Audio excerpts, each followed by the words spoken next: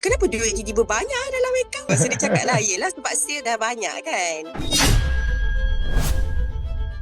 First of all, Alhamdulillah. Sebenarnya sale saya dah naik lah. Sebelum ni memang susah lah nak capai sale 30k tu. Bulan 12, 31k. Bulan 1, 33. Bulan 2, 35k. Walaupun bulan 2 pendek. Walaupun bulan 2 tu pendek 28. dan saya dah tak buka malam dah klinik saya. Dah 3 bulan dah saya tak buka malam. Dan surprisingly bila dah tak buka malam tu, 1000 sehari tu dia macam senang je nak buat. Alhamdulillah lah, happy lah sekarang. Duit pun dah nampak bertambah lah. Sebelum ni macam asyik risau je. Sekarang ni dia macam bila hujung-hujung bulan tu macam macam banyak je balance. Sampai saya tanya husband saya, cakap kenapa duit tiba-tiba banyak dalam akaun?